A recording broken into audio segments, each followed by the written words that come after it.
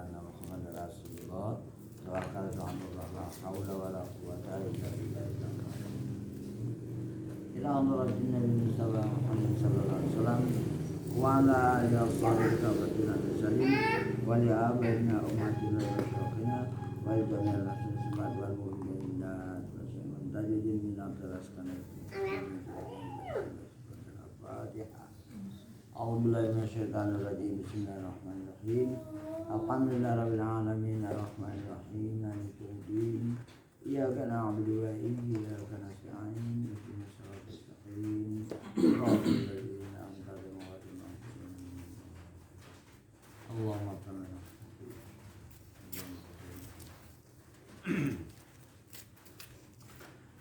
Bismillahirrahmanirrahim. Kata mu'alif ya kan?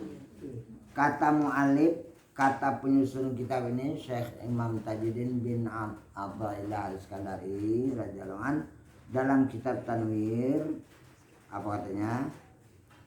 Maka jikalau engkau mulia dengan Allah Azza wa Jalla, niscaya kekal muliamu. Nah, jadi mulia yang datang dari Allah itu bukan kemuliaan yang kita cari dengan nafsu kita. Nah, enggak, dia timbul sendiri.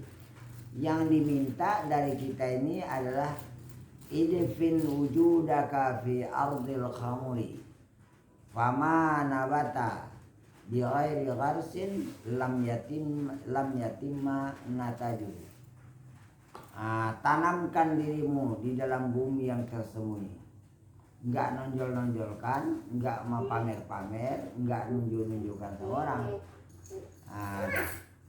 Maka sesuatu yang ditanam, maka sesuatu yang tumbuh tapi tidak ditanam, itu tidak sempurna buahnya. Tapi kalau udah kita tanam dulu, mulia dia. Ini mulianya dari Allah. Gitu dia. Jadi Allah kasih ilmu, mulia. Allah kasih paham, mulia. Allah kasih harta, mulia. Allah kasih keahlian, mulia. Bermacam-macam mulia, tapi enggak dari kita.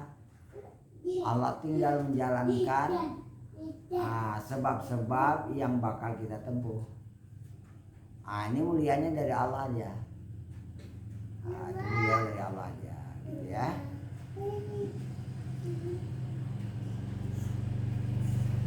Dan jika engkau mulia dengan lainnya selain Allah yang kita cari, ada gharat. Tujuannya supaya aku gini, supaya aku gini, supaya aku gini, kan itu. Itu kan gharat namanya. Itu selain Allah, maka tiadalah kekal bagi muliamu. Itu muliamu nanti habis dia. Sifatnya sementara. Karena tiada kekal bagi engkau dengan dia mulia. Karena yang kita cari itu bukan Allah. Nah, ini yang paling payah.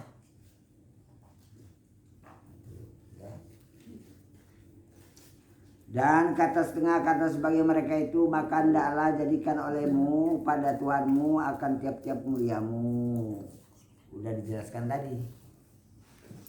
Mulia itu datang dari Allah duluan, bukan dengan nafsu hawa. Kita belajar, aku belajarnya Allah semata-mata karena menurut perintahmu. Teruskan hatiku. Kemudian pelajari sungguh-sungguh. Nggak ada tujuan apa-apa, semata-mata karena melaksanakan perintah. Nanti ilmu itu berkat ya. Berkat datang dari Allah, kemudian digunakan dan dia terus istilahnya terus terpakai terus dan tidak ada orang yang membatalkannya lagi. Karena ilmu itu datang dari Allah betul-betul. Maka tetaplah dia mulia tadi ya. Maka jikalau engkau mulia dengan yang mati, maka bahasanya muliamu itu mati. Benda mati, dunia mati, orang mati. Dengan itu kita yang mati. Tapi kalau yang hidup tidak. Maka karena itu ulama ahli sufi mengatakan ya ulama uz-zahir akhadtum ilmakum min maitin ila maitin wa akhadna ilmana minal hayy alladzi la yamut. Wahai ulama zahir, ulama yang hanya mengkaji ilmu zahir, kalian ambil ilmu kalian itu dari yang mati kepada yang mati. Kalau ambil ilmu kalian dari orang mati. Oh kitab benda mati. Nah, dan kami ambil ilmu kami minal hayyil ladzi la yamut, dari Allah yang hidup dan tidak akan mati-mati. Apa itu? Ilmu laduni. Beda dia, ilmu yang langsung perjalanan ke menuju pada Allah, paham, nampak, nyata, terang. Nah, ini ya dia ilmu yang terbawa. Walaupun badan itu mati, ilmu itu terbawa. Rohaninya itu yang bawa. Walaupun dunia ini habis kiamat, ilmu itu terus terbawa. Dia berjumpa dengan Allah di akhirat. Nah, ini dikatakan ilmu yang datang dari yang hidup.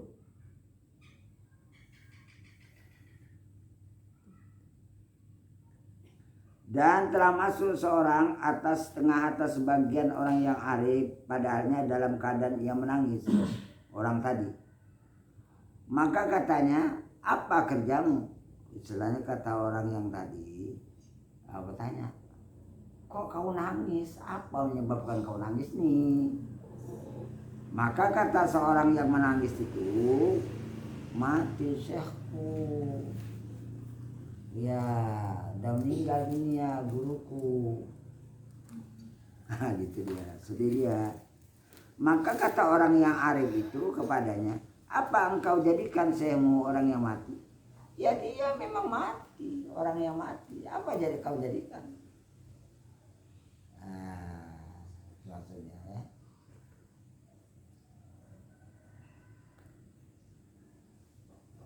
Maka ada demikian itu seolah-olah menyuruh akan dikau dengan melazimkan makam tajrid. Ini seakan-akan ada didikan menyuruh kita ini menduduki makam tajrid. Lepaskan segala sesuatu yang bukan Allah tuh jangan ada lagi di hati. Itu tajrid. Iya. Walaupun dia kita mulai dari bidayah, asbab, tapi mengupayakan di dalam asbab yang kita cari itu, dia terus, tapi memang badannya asbab, tapi di dalam mencari asbab dia tajrid. Supaya perjalanan kepada Allah itu cepat dia, karena nggak dicampuri oleh yang lain. Dia paham, ngerti tentang Allah itu. Itulah tajrid. Berarti hati tajrid, Pak. Badan asbab. Tapi artinya tajrid. Berarti dia berpasangan, bukan berpisah. Sebenarnya asbab itu cuma derajat aja. Tajrid itu sebenarnya pemakaian dari awal. Jangan ada yang lain. Mau belajar jangan ada yang lain.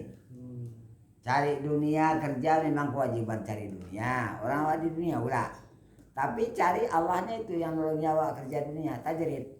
Bukan mencari kesenangan, kemewahan supaya aku dapat ini jadi ini, bukan itu. Aku Allahnya itu yang mencari. Walaupun nampaknya bentuknya dia dunia, tapi tajridnya artinya kepada Allah. Lama-lama jadi tajridnya. Jadi tajrid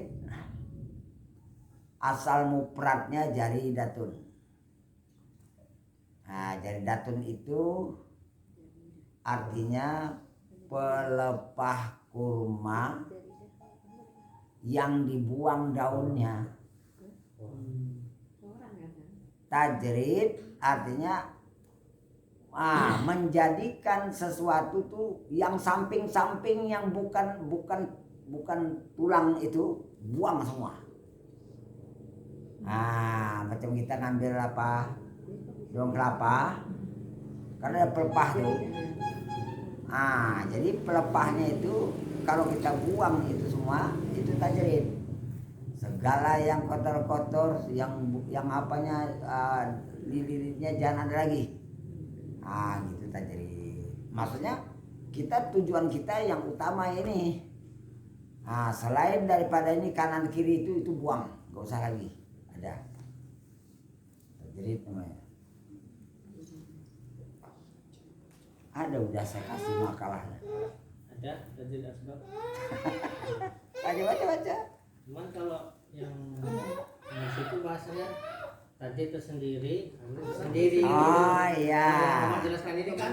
Iya. Hati itu dari awal dari akhir nggak ada. Iya, pindah, itu terus. betul. Jahir asbab gitu. Jahir asbab.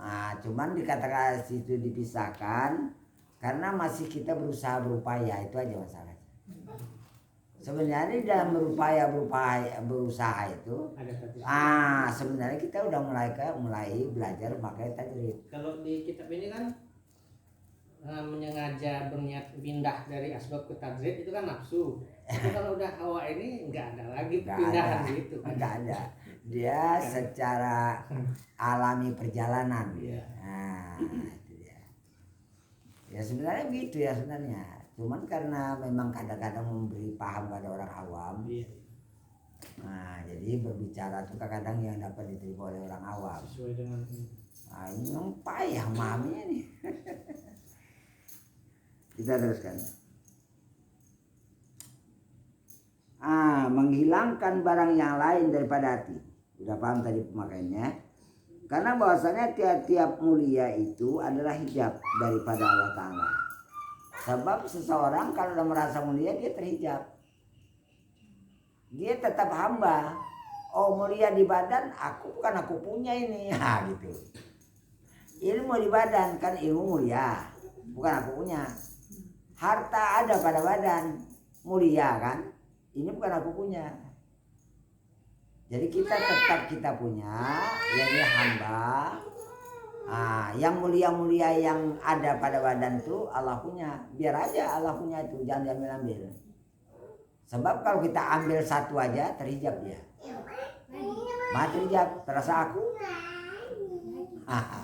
Terasa akunya itulah yang membuat hijab.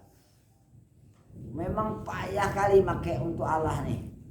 Sikit aja terambil dah. Jadi saya bilang tadi Bijay, kenapa kita sampai sekian puluh tahun kok payah kali dapati Allahnya ya? Sebenarnya gini, secara hak ketuhanan Allah, dia nggak mau itu menutup hamba tuh nggak mau. Dia terus menampakkan. Cuman hamba ini tatkala dijahirkan oleh Allah hak ketuhanannya, kaya, kepandaian, harta, dunia dijahirkan untuk badan.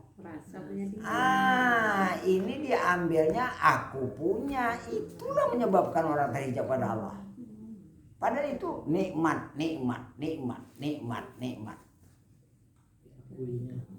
Diakuinya punya dia.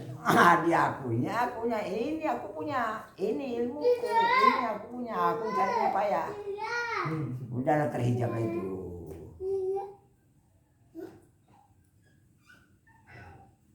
Itulah diupayakan sampai ke mati. Sehingga Allah berfirman kepada Musa, hai Musa, jangan hiraukan dunia ini walau apapun yang terjadi. Coba nama pakainya itu. Kalau nggak orang-orang betul-betul tajrid nggak bisa pakai. Kalau orang awam, cuma lagi orang awam di dunia kok. Mereka. Maksudnya apa terjadi? Biar aja Allah buat. Mau kaya jadi pemimpin jadi ini biar aja. Kehendaknya pulang sekarang jadi pemimpin Pak. Itu tadi ngambil hak Allah punya, mulia Allah punya itu diambil. Maka sekarang pandangan orang kan dunia berebut-rebut, kemuliaan berebut-rebut. Kapan mau jumpa sama Tuhan? Orang nggak memakai kehambaan dia. Padahal kalau dengan Allah yang itu bukan lari, makin datang, makin mulia.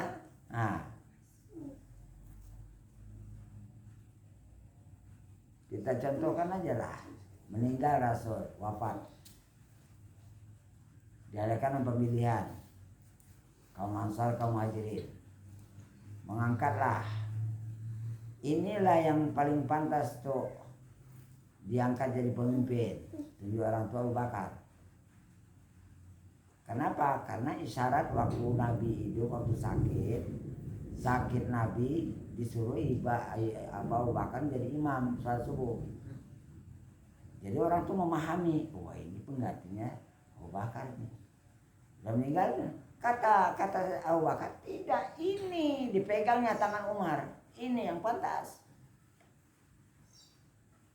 Nah, dulu spontan, nggak mau cari-cari. Itulah ya. Kita teruskan lagi ini. Makan tajir, yaitu menghilangkan barang yang lain daripada hati. Selain yang dari Allah jangan ada lagi di hati, itulah tajrid. Biar semata-mata Allah. Nah, itu maka saya katakan jaridah itu semata-mata pelepah kurma, jangan ada daun-daunnya, jangan ada lidi-lidinya lagi, dibersihkan. Karena bahwasanya tiap-tiap mulai itu hijab daripada Allah Ta'ala. Dan adalah kesudahannya akhirnya adalah fana. Ini dia.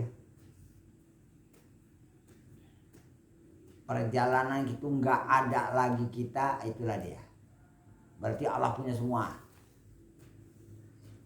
Nggak ada kuasaku, nggak ada kemuliaanku, nggak ada, pendeknya nggak ada, mana habis, akhir semua.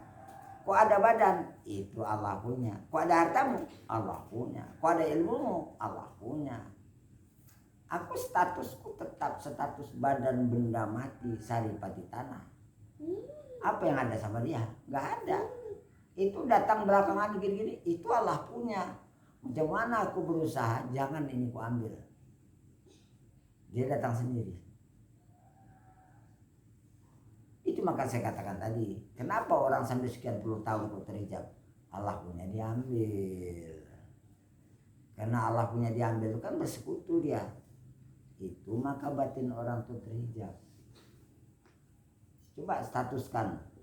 Status Allah meliputi sekalian alam. Kesempurnaannya, kemuliaannya, kekuasaannya, semuanya, ya kan? Badan kita alam yang dijadikan cuman saripati tanah, enggak ada apa-apa. Kudan enggak ada, iradat enggak ada, ilmu enggak ada, hayat itu kan ada roh, keluar roh habis itu. Nah, tapi karena Allah enggak memuliakan awak, dibuatnya asbab. Belajar lawak, sekolah lawak, ngaji lawak. Kalau harta rajin lawak bekerja, berusaha, terbukalah jalan.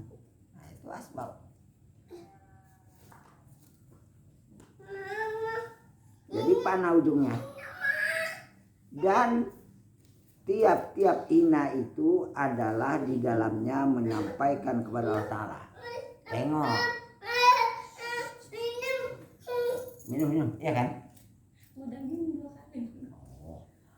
Maka tiap-tiap ina itu adalah di dalamnya menyampaikan kepada Allah Ta'ala. Kalau kita merasa nggak ada apa-apa, hina di sini maksudnya nggak ada aku kemuliaan sedikit pun. Itulah batin awak sampai kepada Allah.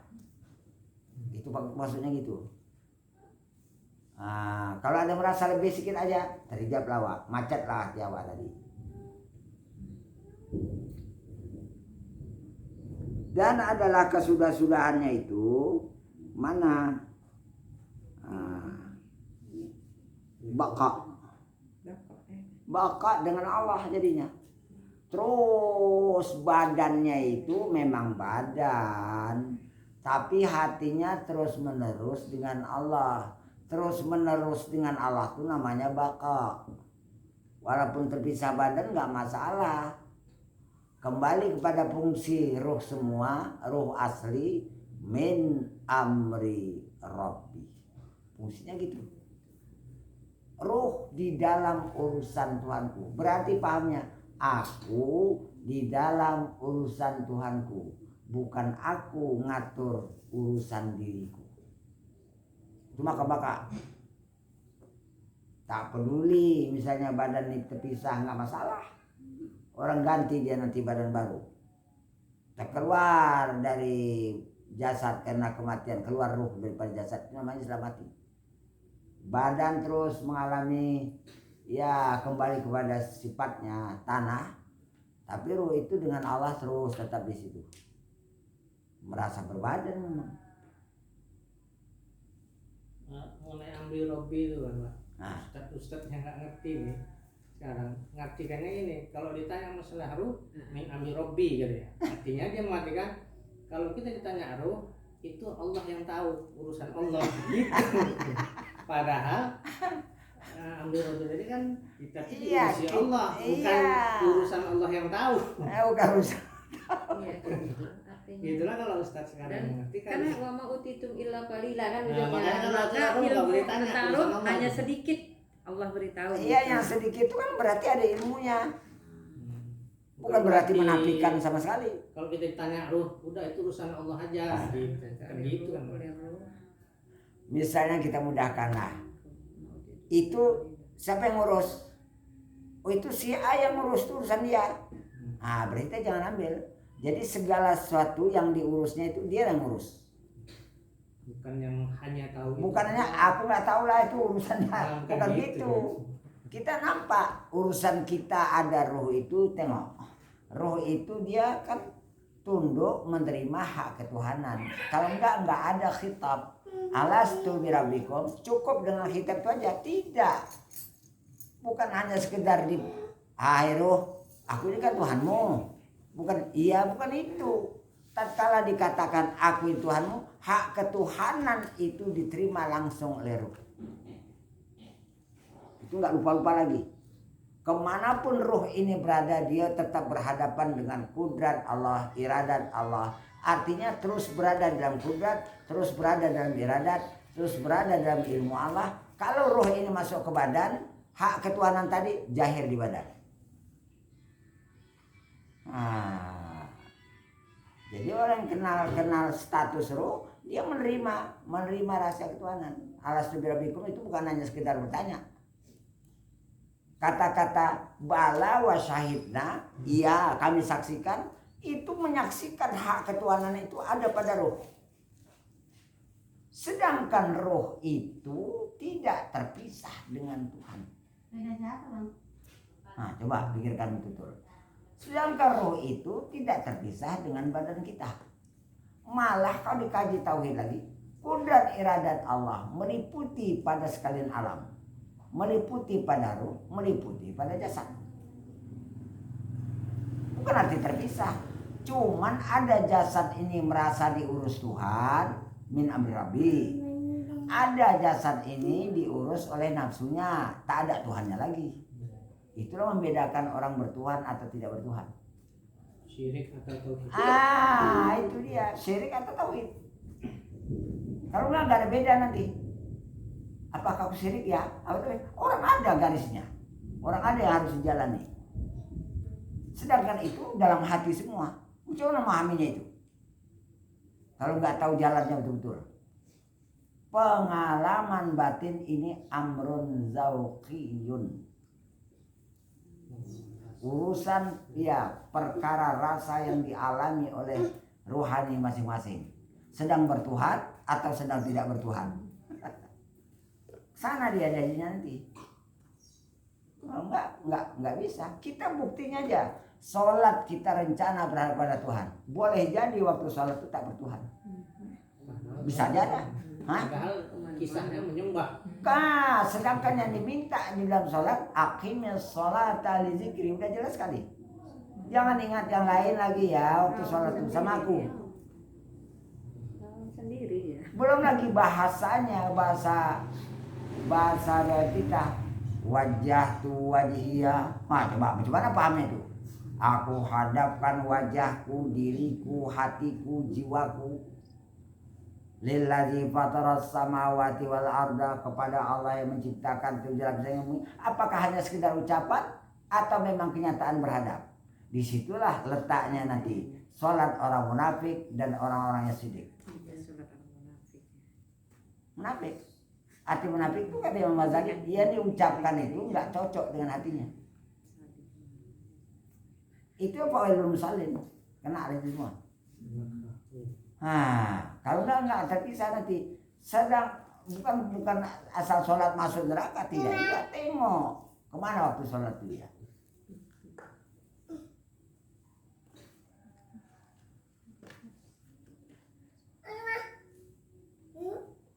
Allazina hum an salatihim yura'un.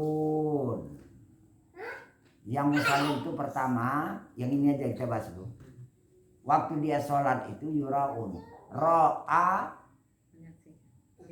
iya melihat. Waktu hatinya nggak nengok Tuhan, nggak berharap Tuhan. Dunia, orang, cari nama, cari pamer, ambil perhatian. Bukan Tuhan waktu. Malah sajadah aja pun yura'un. Hatinya pula nengok sajadah. Tuhannya mana? Nggak ada. Tuhan sajadah lah. Sajadah. Itu yang ditengok lah. Orang itu berarti tengok oleh hatinya. Kalau pejam Tuhannya gelap-gelap. Semut-semut. Kemana-mana pikiran tuh kemana-mana. Itu udah ngayal. Ini nggak ngayal dia, cuman matanya pejam. Ya itu juga caranya kan gelap-gelap. Kita apa mengembalikan kepada akar kata aja yang tidak bayar kan. Nah, jadi bahasanya jelas ya. Dia minta taksir. Macam mana? Oh itu kan. Jadi kamu nggak butuh Tuhan lah kalau gitu. Hah? Apa mau dikata gitu kan? Ada rumo ada. Macam mana dia berhadapan dengan Tuhan? Nah, kan nggak ngabur. Macam mana melatih kita tuh supaya kita tuh diatur oleh Tuhan? Itu maka kata Ibnu Ruslan Al-Syirki, betul juga perkataannya. Kullukum syirkun khafiyun wa la yazharu tauhiduhu illa kharaja min nafsi. Setiap kamu itu terus berada dalam syirik khafi dan tak jelas tauhidnya, tak nyata. Melainkan dia udah bisa keluar dari dirinya. Baru dia nengok, ya diriku yang ngaturnya rupanya Allah. Baru ya.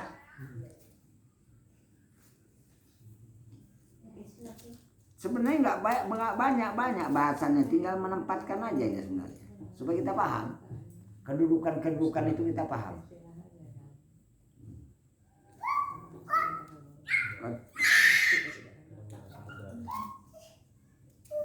Mana tadi kata hati-hati. Dan makam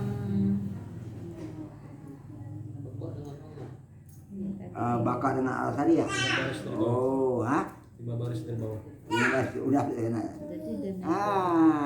5 baris adalah dalam menyampaikan kepada Allah dan ada kesudahannya itu, yaitu bakar dengan Allah Ta'ala, itu maka merdeka. Apa maksud maka merdeka? Dia tidak diperhamba oleh dunia, dia tidak diperhamba oleh nafsu, dia tidak dihamba oleh benda, dia tidak dihamba oleh sesuatu selain Allah. Itu maka merdeka. Dia hanya diperhamba oleh Allah aja.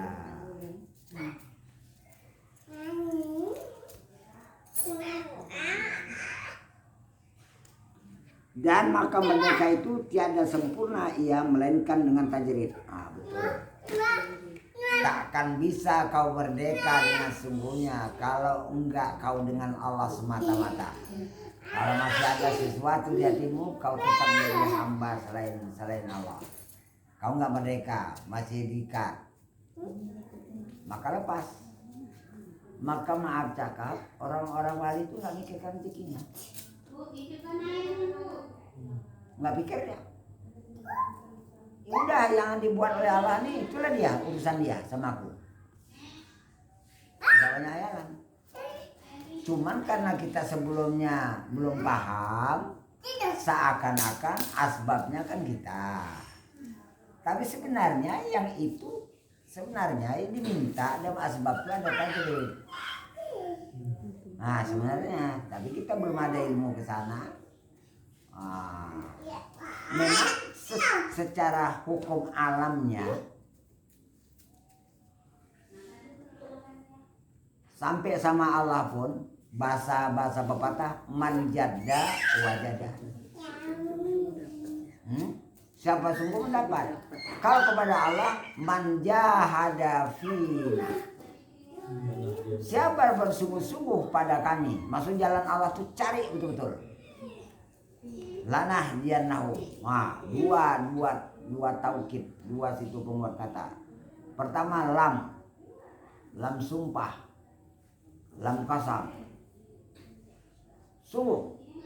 Nah dianahu. Kami benar-benar menunjuki. Tanwin pada iya pada nun itu tuh tanwin sakilah menunjukkan taukid kata. Sungguhnya dulu syaratnya. Kenapa? Ini hukum alam.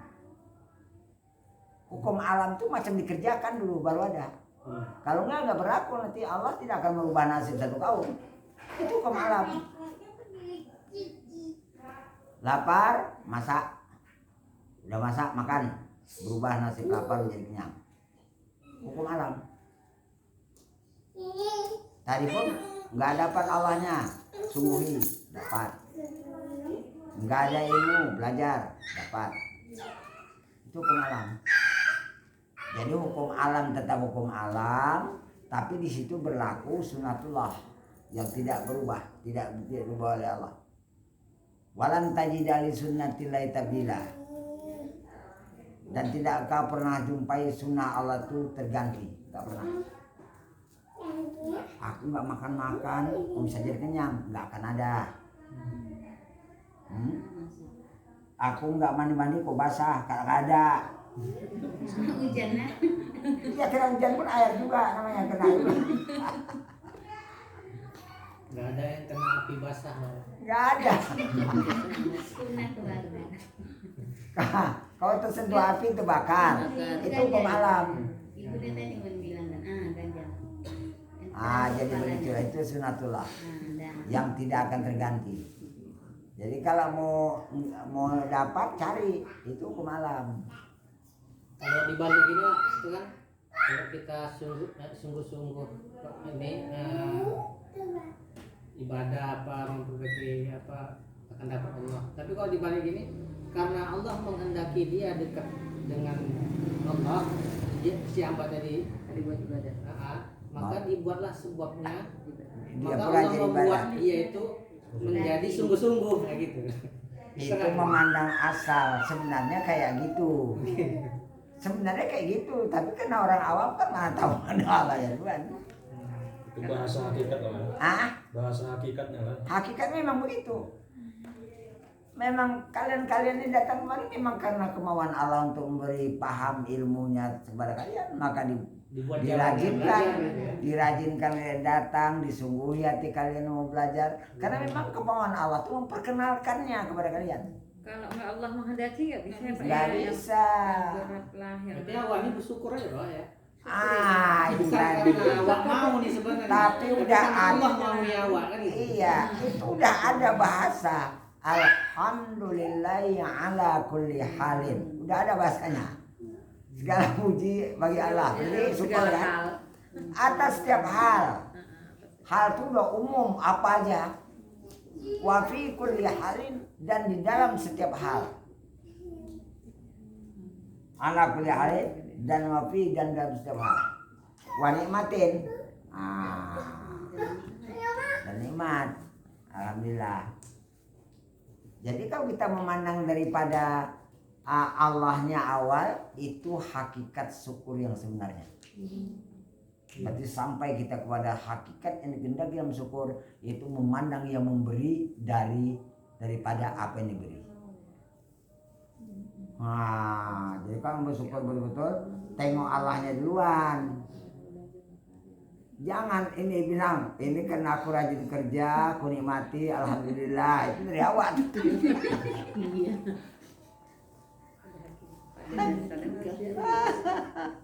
Itu Allah buat awal rajin kerja. Karena dia bakal menyampaikan yang kita dapat itu. Jadi sebab alam dunianya, asbabnya kita pun berusaha tadi kerja. Pada takdir Allah memang itu milik awal jadinya. Berarti cuma ditakdirkan itu senang ya. Ya mana itu makan nasib pun nggak tahu kita. Kita sebenarnya menerima takdir semua. Takdir orang senang, takdir orang susah. Masih beruntung. Badan lengkap. Tangan masih 2. Sampai sekarang masih bisa bernapas. Bisa menambahkan. Ya, gitu kan. Sekali lagi deh ya. Biar itu tambahin. Saya mau gini, pahamnya itu ngerti mendudukkan satu-satunya itu. Nah, jadi jelas dia menempatkan diri kita nggak ragu lagi. Walaupun sedikit tapi kita ngerti, paham.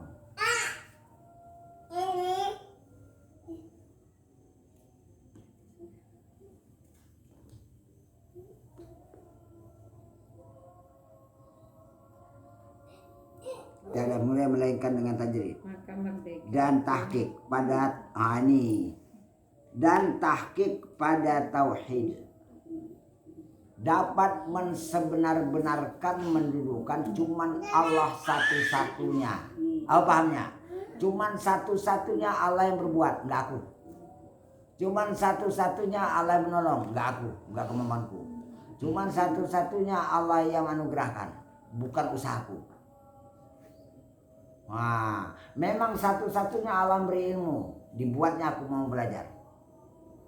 Bukan aku. Kalau tekan pandang aku, 2 nanti. Enggak 1 ya. Syirik lah. Syirik jadinya. Baik dunia, baik kerja, baik sholat, baik ilmu, semua tauhid. Sebenarnya tauhid semua. Cuman kita aja pandangan kadang nyangkut-nyangkut. Nyangkut di aku, nyangkut di orang. Nyangkut di kerja, kan? Nah, inilah pelan-pelan. Jangan nyangkut. Cuman 1 aja yang berbuat. Ada tauhid itu apa? Cuman 1, tidak ada 2-nya lagi. Walaupun badan kita yang bekerja, iya betul. Tapi yang membuat aku bekerja cuman 1, Allah. Dapat hasil. Karena Allah hendak mentakdirkan itu dapat kudapati. Jalan dunianya aku bekerja. Cuman 1 berbuat, bukan aku. Akunya nggak bisa berbuat. Apalagi ditambah ayat wallahu khalaqakum wa ma ta'malun. Apalagi cuma itu, tutupnya udah. Dan Allah menciptakan kamu dan menciptakan segala perbuatan kamu. Nah, gimana lagi bilangnya lagi? Kerja dunia kah? Berusaha kah? Sholat kah? Semua Allah buat. Maksiat. Nah, tatkala diberikannya maksiat, kita dihijab. Dihijab oleh Allah, nafsu pun berperan. Yang membuat menghijab itu dia, karena dia tidak menyesatkan awak. Tapi kalau dia memberikan nur hidayah, diterangkan batin awak. Jadi nggak heran, itu maka manusia itu ada kufur, ada kafir, ada munafik, ada bertauhid, ada orang syirik. Itu menurut apa yang dibangun oleh Allah pada tiap orang. Jadi kita ini sebenarnya kalau dikaji-kaji, menerima takdir katakanlah barangkali, mudah-mudahan banyak takdir baik di sebenarnya.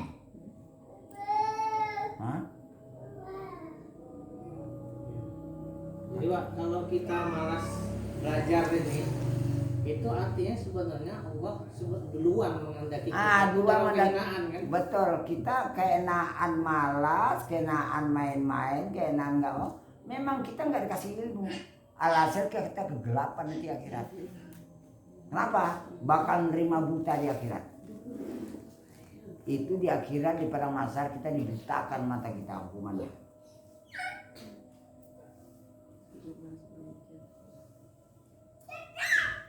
Sampai ke titik ini ya, sekali lagi ya.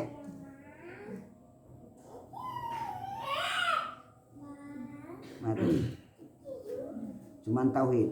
Nah, karena bahwasanya barang siapa beroleh kemuliaan dengan hal hati atau beroleh kemuliaan dengan makam yang dicapai, maka adalah mulianya itu fana, habis.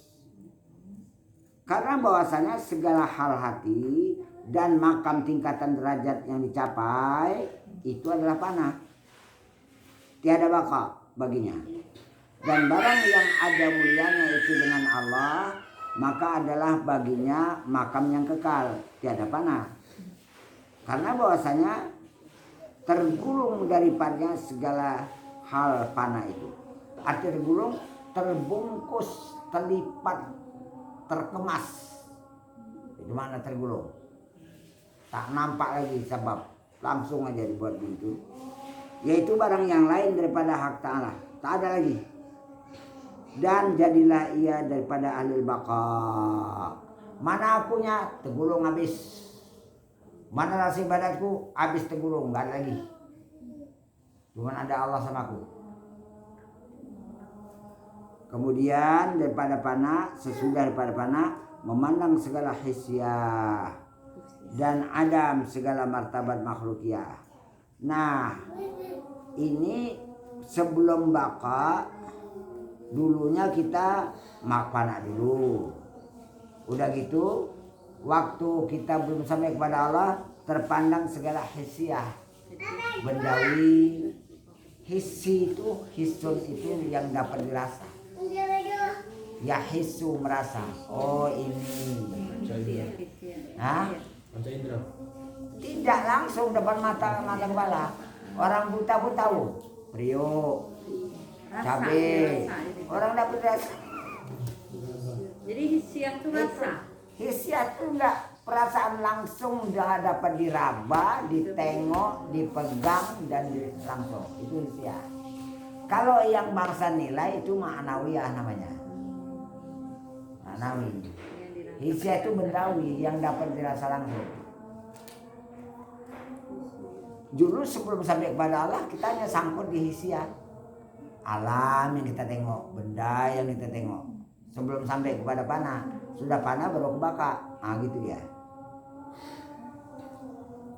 Dan ada segala martabat makhlukiyah.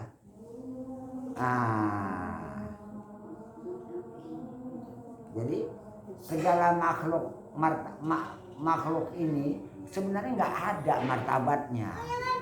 Yang punya martabat itu Allah. Allah memberikan kepada siapa? Iya, martabat itu derajat naik. Itu Allah sendiri yang memberikan. Pada dasarnya badan awak saripatana, martabat apa yang ada? Ilmu nggak ada, orang belum ada yang membawa ilmu. Ruh, wallahualam bishawab. Ya kan datang ya. Akhirnya kita sikit-sikit, tapi saya mau paham ngertinya ini yang saya mau. Supaya kita jadi nggak terpengaruh lagi. Wallahualam bishawab. At-tayyul hakiki.